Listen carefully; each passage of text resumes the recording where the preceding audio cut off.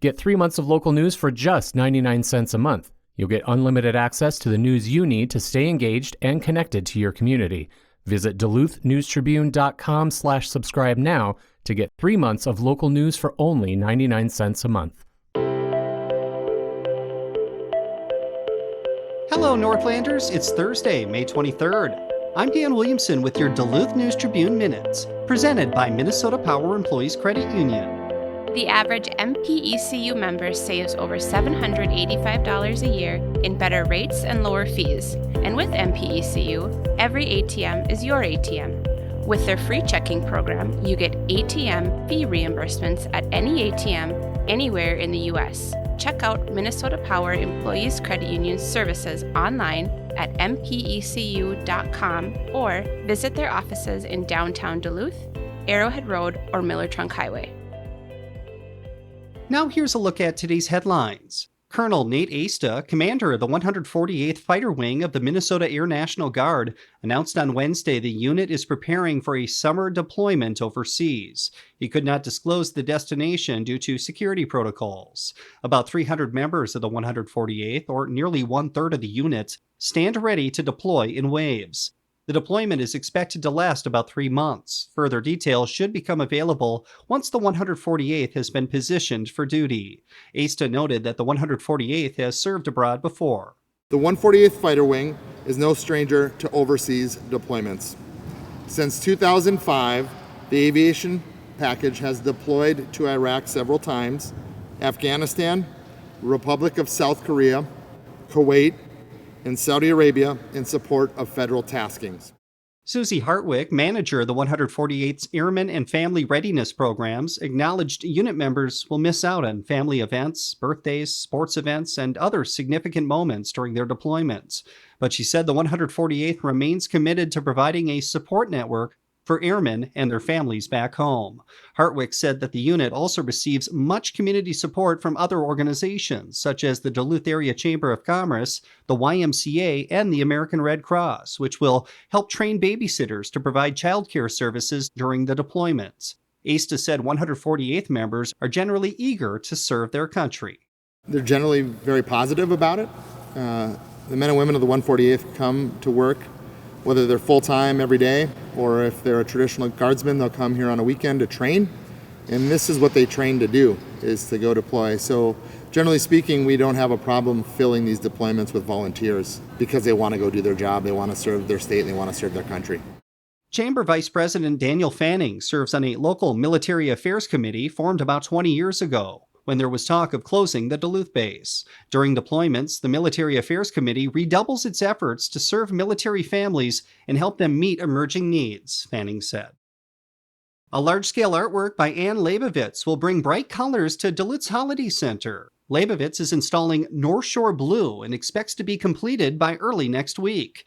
The piece will bring bright colors to the Holiday Center atrium and selected windows of the West Superior Street Retail Center.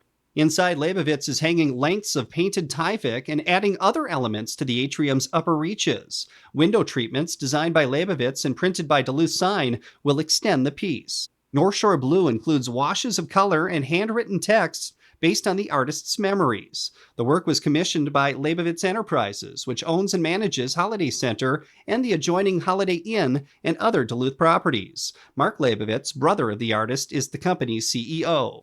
Ann Leibovitz said that North Shore Blue is the result of her brother's suggestion several years ago. Transforming larger interior spaces is becoming a specialty for Leibovitz, whose work includes a towering series of paintings in both terminals of the Minneapolis-St. Paul International Airport.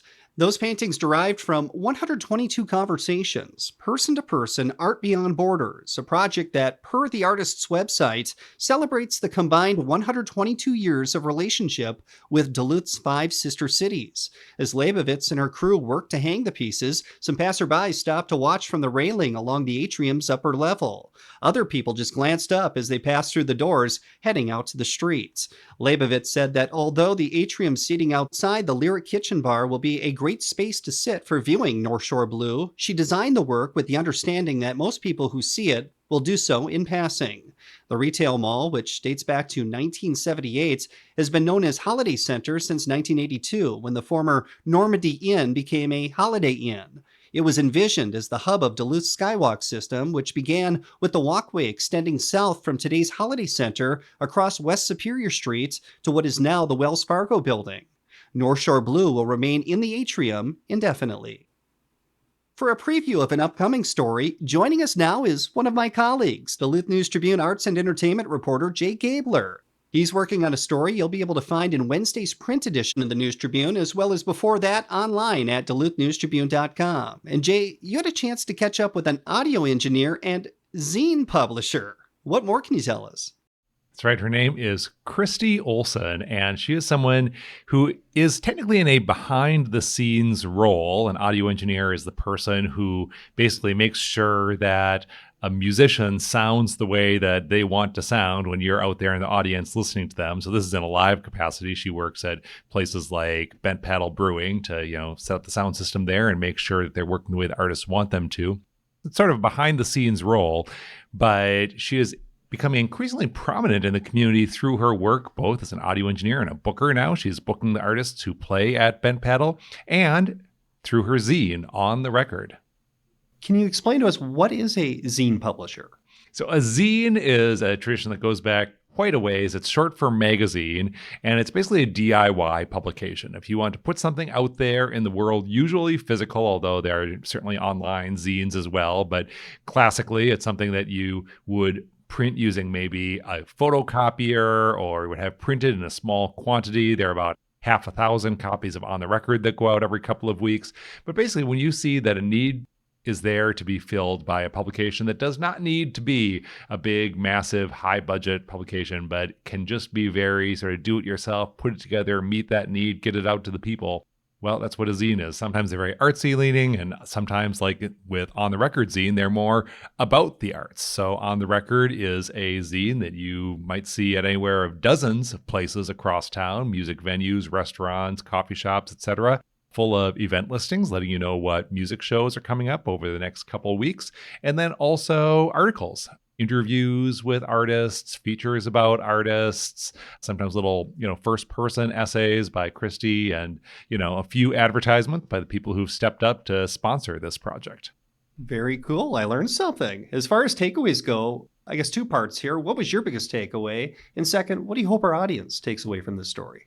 I'm always impressed by the people who I meet in this art scene, people who just work so hard to create great experiences, whether they are artists or whether they're behind the scenes people. And Christy is certainly an example of that. The musicians I talked to just had amazing things to say about her skill professionally in crafting sound.